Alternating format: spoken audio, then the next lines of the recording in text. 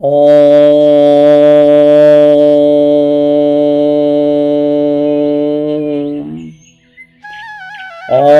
गंगणपतये नमः। ओम हरि ओम तत्सत। ओम नमो भगवते वासुदेवाय। श्रीमद्भागवत महापुराण। कृष्णं नारायणं वंदे, कृष्णं वंदे व्रजप्रियं, कृष्णं द्वैपायनं वंदे, कृष्णं वंदे प्रथासुतम्। सम्मानित श्रोतागण, आज हम लोग द्वितीय स्कंध के दूसरे अध्याय का पाठ करेंगे। इस अध्याय में महाराज परीक्षित के पूछने पर श्री सुखदेव जी ने भगवान के स्थूल स्वरूप का वर्णन किया है। श्री सुखदेव जी ने बताया है कि भगवान के स्थूल स्वरूप का किस प्रकार ध्यान करना चाहिए तथा भगवान के संपूर्ण स्वरूप का एक बार में ही ध्यान करने के बजाय क्रमबद्ध तरीके से एक एक अंग के बारे में ध्यान करना सरल है। इस प्रकार जब संपूर्ण अंगों के बारे में ध्यान स्थिर हो जाए तब भगवान के संपूर्ण स्वरूप का ध्यान करना सरल हो जाएगा। इस अध्याय में अगली बात यह बताया गया है कि योगी लोग किस प्रकार योग के द्वारा शरीर को छोड़कर ईश्वर में लीन होते हैं। प्रस्तुत अध्याय में यह भी बताया गया है कि मुक्ति दो प्रकार की होती है। पहली क्रम मुक्ति और दूसरी सद्यो मुक्ति। आइए अब हम भगवान के स्थूल रूप की चर्चा इस अध्याय के माध्यम से करते हैं। अथ द्वितीयो अध्यायः। भगवान के स्थूल और सूक्ष्म रूपों की धारणा तथा क्रम मुक्ति और सद्यो मुक्ति का वर्णन। श्री शुक उवाच। एवं पुरा धारणया आत्मयोनिर्नष्टां स्मृतिं प्रत्यवरुध्य तुष्टात् तथा ससर्जेद अमोघ दृष्टिर्यथा प्यापात प्राग व्यवसाय बुद्धि। श्री सुखदेव जी कहते हैं, सृष्टि के प्रारंभ में ब्रह्मा जी ने इसी धारणा के द्वारा प्रसन्न हुए भगवान से वह सृष्टि विषयक स्मृति प्राप्त की थी जो पहले प्रलय काल में विलुप्त हो गई थी। इससे उनकी दृष्टि अमोघ और बुद्धि निश्चयात्मिका हो गई और उन्होंने इस जगत को वैसे ही रचा जैसा कि यह प्रलय से पहले था। शाब्दस्य ही ब्रह्मण एष पंथा यन्नामभिर्ध्यायति धीर पार्थै परिभ्रमंस्तत्र न विन्दते अर्थान् मायामये वासनया शयानः। अतः कविर्नामसु यावदर्थः स्याद् प्रमत्तो व्यवसाय बुद्धिः सिद्धे अन्यथार्थे न यतेत तत्र परिश्रमं तत्र समीक्ष्यमाणः। सत्यां छितौ किं कशिपोः प्रयासैर्बाहौ स्वसिद्धै ह्युपवर्हणै किम् सत्यञ्जलौ किं पुरुधान्न पात्रा दिग्वल्कलादौ सतिं किं दुकूलैः चीराणि किं पथिन सन्ति दिशन्ति भिक्षां नैवाङ्घ्रिपाः परिभृतः सरितोऽप्यशुष्यन् रुद्धा गुहा किम जितो अवति नोपसन्नान कस्माद् भजन्ति कवयो धनुर्दुर्मदान्धान। वेदों की वर्णन शैली ही इस प्रकार की है कि लोगों की बुद्धि स्वर्ग आदि निरर्थक नामों के फेर में फंस जाती है। जीव वहाँ सुख की वासना में स्वप्न सा देखता हुआ भटकने लगता है, किंतु उन मायामय लोकों में कहीं भी उसे सच्चे सुख की प्राप्ति नहीं होती। इसलिए विद्वान पुरुष को चाहिए कि वह विविध नाम वाले पदार्थों से उतना ही व्यवहार करे जितना प्रयोजनीय हो। अपनी बुद्धि को उनकी निस्सारता के निश्चय से परिपूर्ण रखे और एक क्षण के लिए भी असावधान न हो। यदि संसार के पदार्थ प्रारब्धवश बिना किसी परिश्रम के यूं ही मिल जाएं, तब उनके उपार्जन का परिश्रम व्यर्थ समझकर उनके लिए कोई प्रयत्न न करे। जब जमीन पर सोने से काम चल सकता है, तब पलंग के लिए प्रयत्न करने से क्या प्रयोजन।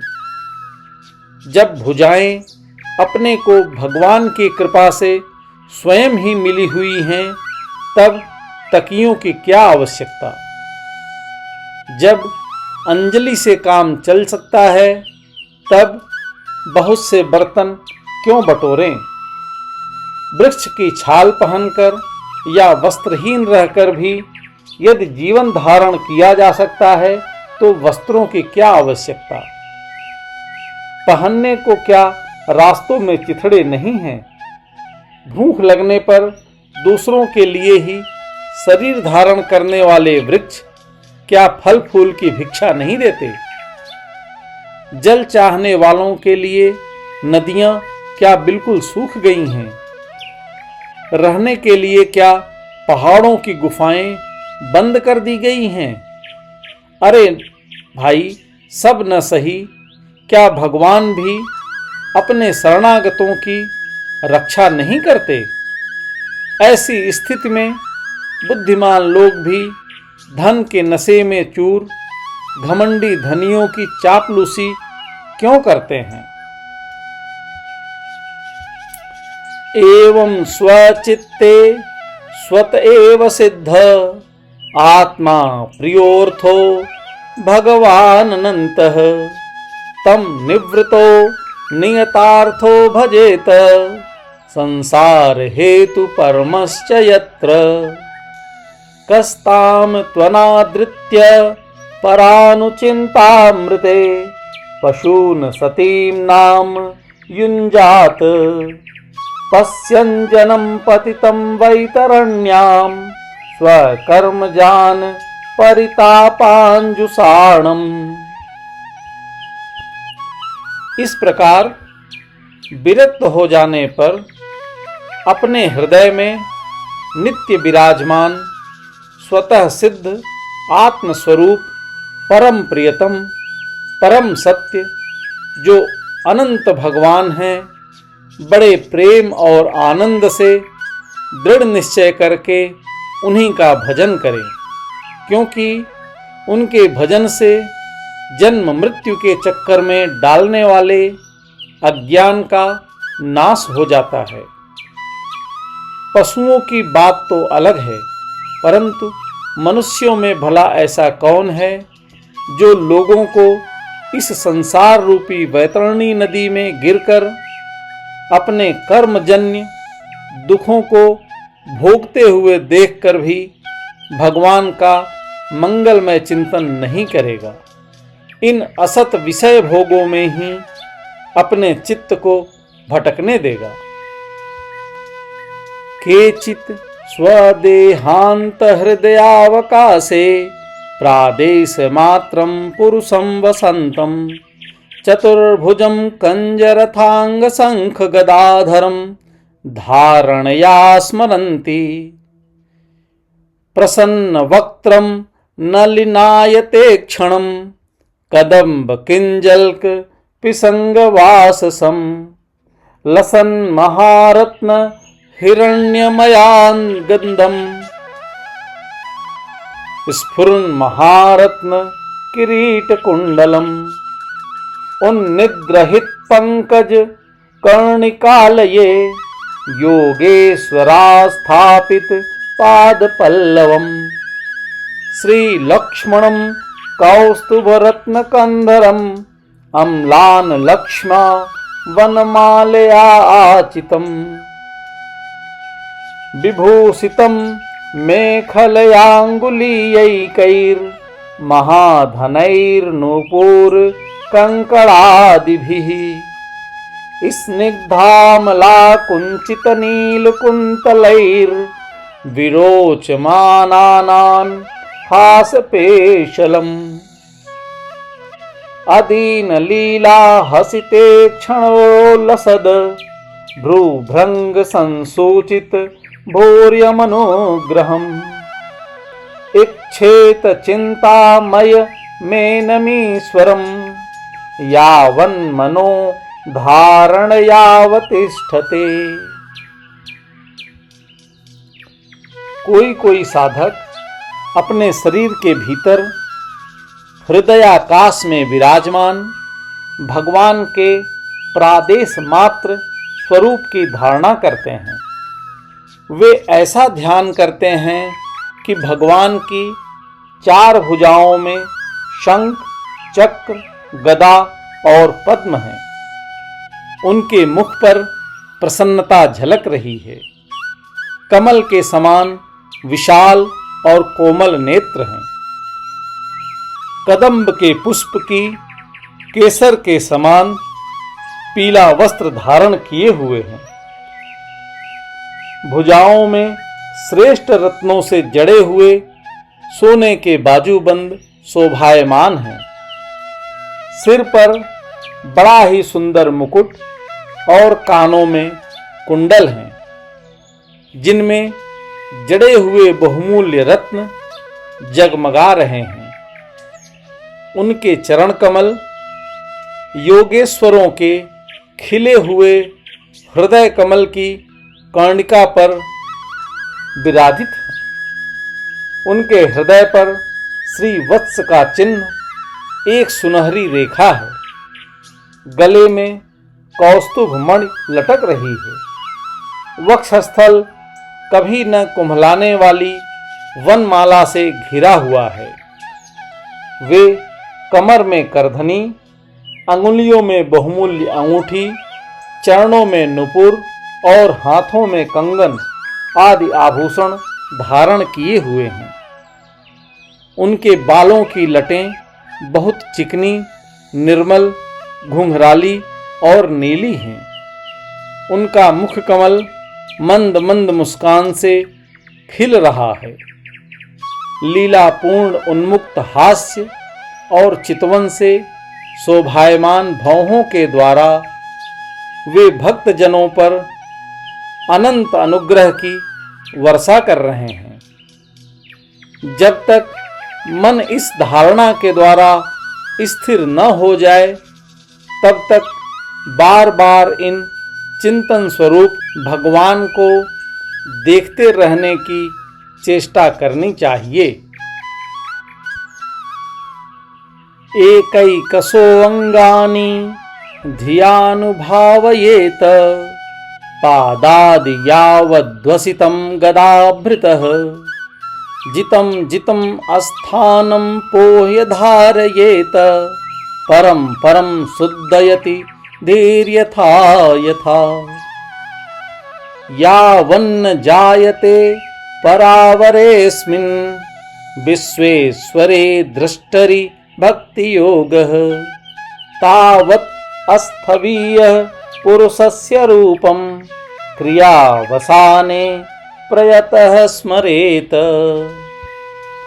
भगवान के चरण कमलों से लेकर उनके मुस्कान युक्त मुख कमल पर्यंत समस्त अंगों की एक एक करके बुद्धि के द्वारा धारणा करनी चाहिए। जैसे जैसे बुद्धि शुद्ध होती जाएगी वैसे वैसे चित्त स्थिर होता जाएगा। जब एक अंग का ध्यान ठीक ठीक होने लगे तब उसे छोड़कर दूसरे अंग का ध्यान करना चाहिए।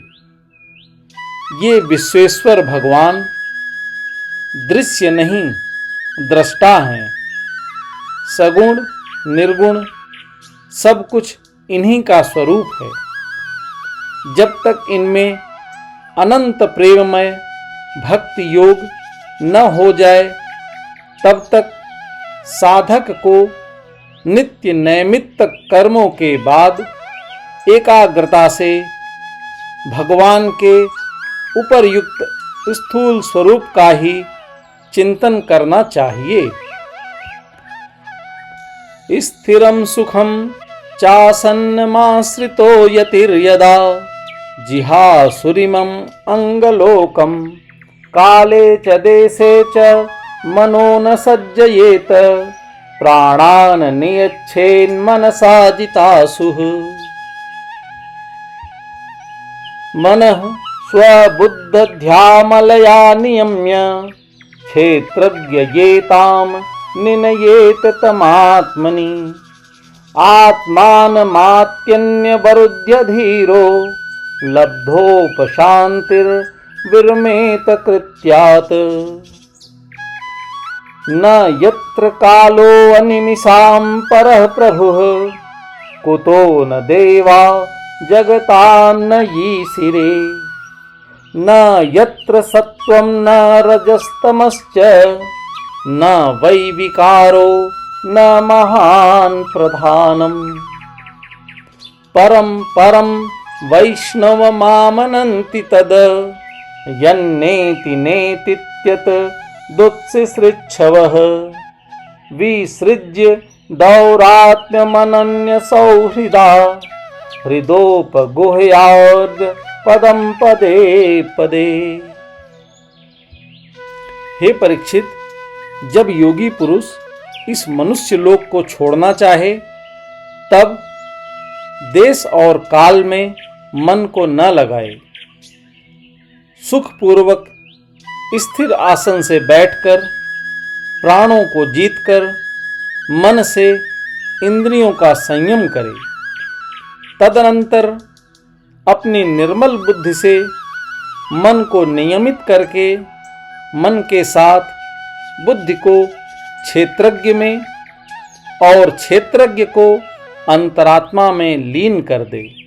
फिर अंतरात्मा को परमात्मा में लीन करके धीर पुरुष उस परम शांतिमय अवस्था में स्थिर हो जाए। फिर उसके लिए कोई कर्तव्य शेष नहीं रहता।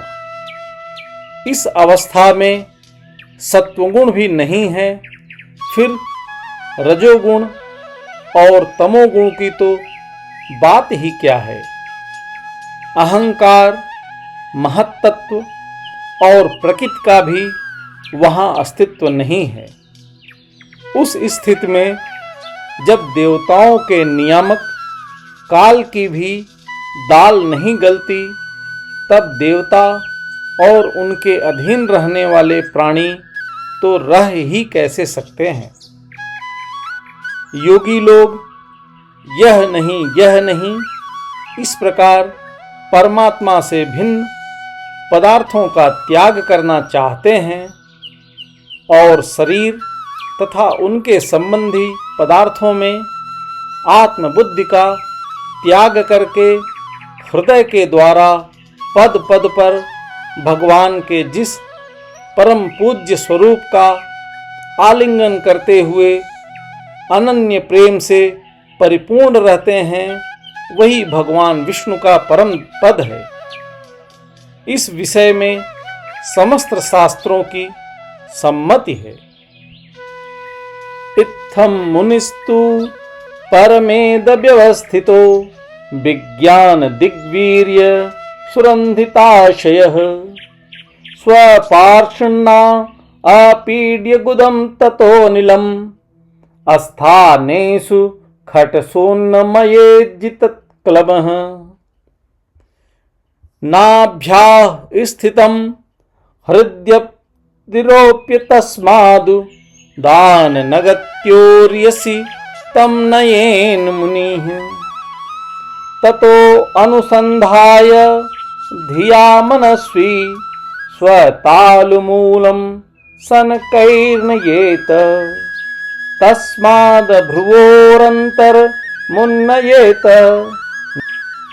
निरुद्ध सप्तायत नो अनपेक्षः स्थित्वा मुहूर्ता धर्मकुण्ठ दृष्टिर्निर्भिद्य मूर्धन विसृज्येत परम गतः।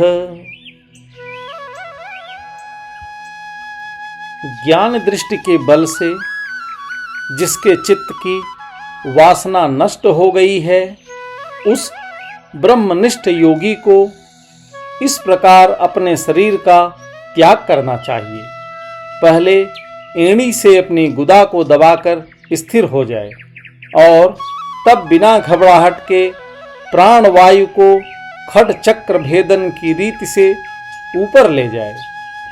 मनस्वी योगी को चाहिए कि नाभि चक्र मणिपूर्वक में स्थित वायु को हृदय चक्र अनाहत में, वहां से उदान वायु के द्वारा वक्ष स्थल के ऊपर विशुद्ध चक्र में, फिर उस वायु को धीरे धीरे ताल मूल में विशुद्ध चक्र के अग्रभाग में चढ़ा दे।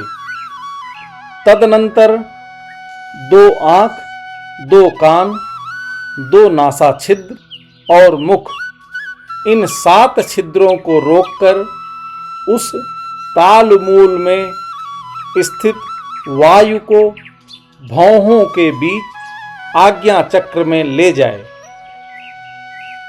यदि किसी लोक में जाने की इच्छा न हो तो आधी घड़ी तक उस वायु को वहीं रोककर स्थिर लक्ष्य के साथ उसे सहस्रार में ले जाकर परमात्मा में स्थित हो जाए। इसके बाद ब्रह्मरंध्र का भेदन करके शरीर इंद्रिय आदि को छोड़ दे। यदि प्रस्यासन नृप पारमेष्ठम वैहायसानामुत यद विहारम अष्टाधिपत्यम गुणसन्निवाये सहैव गच्छेन्मन सेन्द्रियैश्च योगेश्वराणां गतिमाहुरंतर बहिर्स्त्रीलोक्या पवनान्तरात्मनां न कर्मभिस्तां गतिमाप्नुवन्ति विद्यात् पयोग समाधिभाजाम्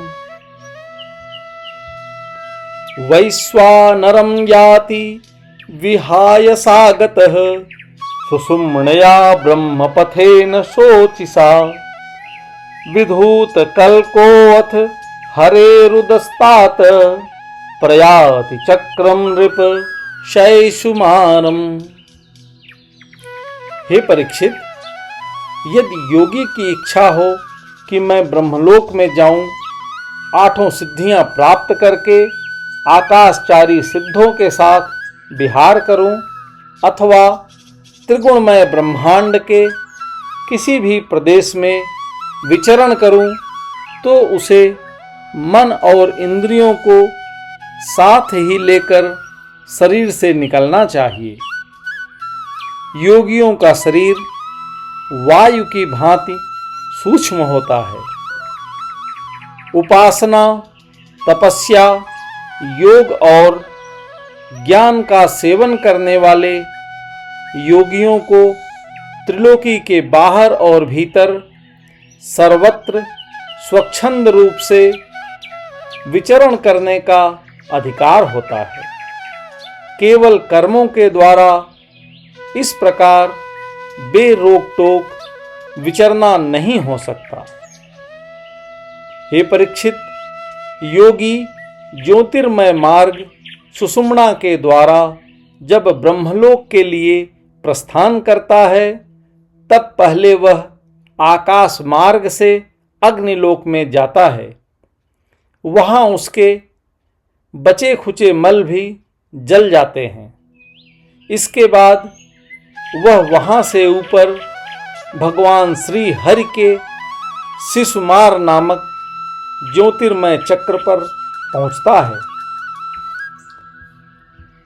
तद विश्वनाभिन त्वतिवर्य वृष्णोर हृयसा विरजेनात्मनैकः नमस्कृत्यं ब्रह्मविदामुपैति कल्पायुषो यद विबुधा रमन्ते अथो अनन्तस्य मुखानलेन दन्दह्यमानं स निरीक्षय विश्वं निर्याति सिद्धेश्वरजुष्टधिष्णं यद द्वैपरार्धं तदुं पारमेष्ठयम्।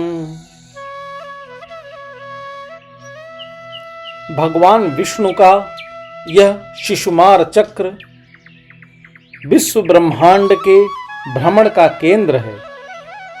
उसका अतिक्रमण करके अत्यंत सूक्ष्म एवं निर्मल शरीर से वह अकेला ही महरलोक में जाता है। वह लोक ब्रह्मवेत्ताओं के द्वारा भी वंदित है और उसमें कल्प पर्यंत जीवित रहने वाले देवता विहार करते रहते हैं।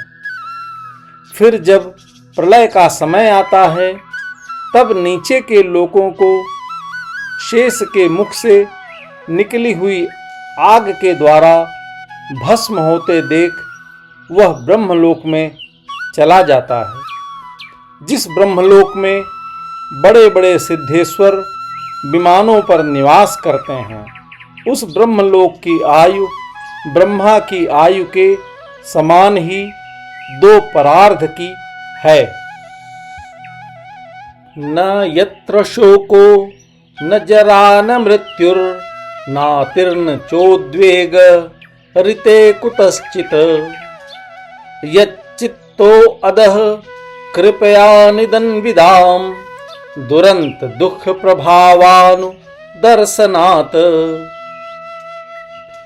ततो विशेषं प्रतिपद्य निर्भयस्तनेनात्मनापो अनलमूर्तिरत्वरन् ज्योतिर्मयो वायुमुपेत्य काले वाव्यात्मनां खं बृहदात्मलिंगं घ्राणेन गंधं रसनेन वैरसं रूपं तु दृष्ट्या श्वसनं त्वचैव श्रोत्रेण चोपेत्य नभो गुणत्वं प्राणेन चाकूति मुपैतु योगी। वहाँ न शोक है, न दुख, न बुढ़ापा है, न मृत्यु। फिर वहाँ किसी प्रकार का उद्वेग या भय तो हो ही कैसे सकता है। यदि वहाँ दुख है तो केवल एक बात का, वह यही कि इस परम पद को न जानने वाले लोगों के जन्म मृत्यु में अत्यंत घोर संकटों को देखकर दयावश वहाँ के लोगों के मन में बड़ी व्यथा होती है।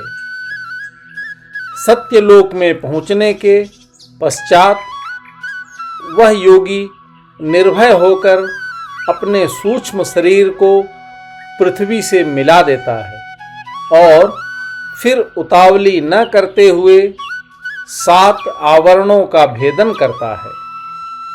पृथ्वी रूप से जल को और जल रूप से अग्नि में आवरणों को प्राप्त होकर वह ज्योति रूप से वायु रूप आवरण में आ जाता है और वहाँ से समय पर ब्रह्म की अनंतता का बोध कराने वाले आकाश रूप आवरण को प्राप्त करता है। इस प्रकार स्थूल आवरणों को प्राप्त करते समय उसकी इंद्रियां भी अपने सूक्ष्म अधिष्ठान में लीन होती जाती हैं। घ्राणेन्द्रिय गंध तन्मात्रा में, रसना रस तन्मात्रा में, नेत्र रूप तन्मात्रा में, त्वचा स्पर्श तन्मात्रा में, श्रोत शब्द तन्मात्रा में और कर्मेंद्रियां अपनी अपनी क्रिया शक्ति में मिलकर अपने अपने सूक्ष्म स्वरूप को प्राप्त हो जाती हैं। सभूत्म सूक्ष्मेन्द्रिय सन्निकर्षम मनोमयं देवमयं विकार्यं संसाद्य गत्या सहतेन याति विज्ञान तत्वं गुण सन्निरोधम् तेनात्मनना यात्मानमुपैति शान्तं मानन्दमयो अवसाने एतां गतिं भागवतीं गतो यः स वै पुनर्नेह विसज्जते अंगः। एते श्रुतिते नृपवेदगीते त्वयाभिपृष्ठेह सनातने च ये वै पुरा ब्रह्मण आह पुष्ट आराधितो भगवान वासुदेवः। इस प्रकार योगी पंचभूतों के स्थूल सूक्ष्म आवरणों को पार करके अहंकार में प्रवेश करता है। वहाँ सूक्ष्म भूतों को तामस अहंकार में, इंद्रियों को राजस अहंकार में और मन और इंद्रियों के अधिष्ठाता देवताओं को सात्विक अहंकार में लीन कर देता है। इसके बाद अहंकार के सहित लय रूप गति के द्वारा महत तत्व में प्रवेश करके अंत में समस्त गुणों के लय स्थान प्रकृति रूप आवरण में जा मिलता है। हे परीक्षित, महाप्रलय के समय प्रकृति रूप आवरण का भी लय हो जाने पर वह योगी स्वयं आनंद स्वरूप होकर अपने उस निरावरण रूप से आनंद स्वरूप शांत परमात्मा को प्राप्त हो जाता है, जिसे इस भगवन्मयी गति की प्राप्ति हो जाती है। उसे फिर इस संसार में नहीं आना पड़ता। हे परीक्षित, तुमने जो पूछा था उसके उत्तर में मैंने वेदोक्त द्विविध सनातन मार्ग, सद्यो मुक्ति और क्रम मुक्ति का तुमसे वर्णन किया। पहले ब्रह्मा जी ने भगवान वासुदेव की आराधना करके उनसे जब प्रश्न किया था, तब उन्होंने उत्तर में इन्हीं दोनों मार्गों की बात ब्रह्मा जी से कही थी। न ह्यातो अन्य शिवः पंथा विशतः संसृता विह वासुदेवे भगवती भक्ति योगो यतो भवेत भगवान ब्रह्म कातर्स्येन त्रिवीक्ष मनीषया तदध्यवसस्यत्य कूटस्थो रतिरात्मन यतो भवेत। संसार चक्र में पड़े हुए मनुष्य के लिए जिस साधन के द्वारा उसे भगवान श्री कृष्ण की अनन्य प्रेममयी भक्ति प्राप्त हो जाए, उसके अतिरिक्त और कोई भी कल्याणकारी मार्ग नहीं है। भगवान ब्रह्मा ने एकाग्र चित्त से सारे वेदों का 3 बार अनुशीलन करके अपनी बुद्धि से यही निश्चय किया है कि जिससे सर्वात्मा भगवान श्री कृष्ण के प्रति अनन्य प्रेम प्राप्त हो, वही सर्वश्रेष्ठ धर्म है। भगवान सर्वभूतेषु लक्षितः स्वात्मना हरिः दृश्यैर्बुद्ध्यादि भ्रष्टालक्षणैरुमापकैः तस्मात् सर्वात्मना राजन् हरिः सर्वत्र सर्वदा श्रोतव्यः कीर्तितव्यश्च स्मर्तव्यो भगवान् नृणाम् पिबन्ति ये भगवत आत्मनः सताम् कथामृतं श्रवणपुटेषु संभृतम् पुनन्ति ते विषयविदूषिताशयम् व्रजन्ति तच्चरण सरोरुहान्तिकम्। समस्त चर अचर प्राणियों में उनके आत्मा रूप से भगवान श्री कृष्ण ही लक्षित होते हैं, क्योंकि ये बुद्धि आदि दृश्य पदार्थ उनका अनुमान कराने वाले लक्षण हैं। वे इन सब के साक्षी एकमात्र दृष्टा हैं। हे परीक्षित, इसलिए मनुष्यों को चाहिए कि सब समय और सभी स्थितियों में अपनी संपूर्ण शक्ति से भगवान श्री हरि का ही श्रवण, कीर्तन और स्मरण करें। हे राजन, संत पुरुष आत्मस्वरूप भगवान की कथा का मधुर अमृत बांटते ही रहते हैं।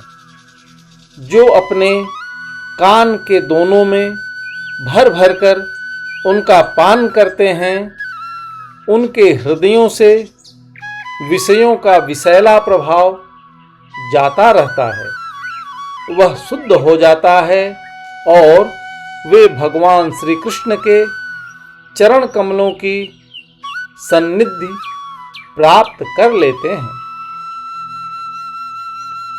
इति श्रीमद्भागवते महापुराणे पारमहंसास्यां संहितायां द्वितीय स्कंधे पुरुष संस्था वर्णनम नाम द्वितीयो अध्यायः। हरिः ओम तत्सत्, हरिः ओम तत्सत्, हरिः ओम तत्सत्।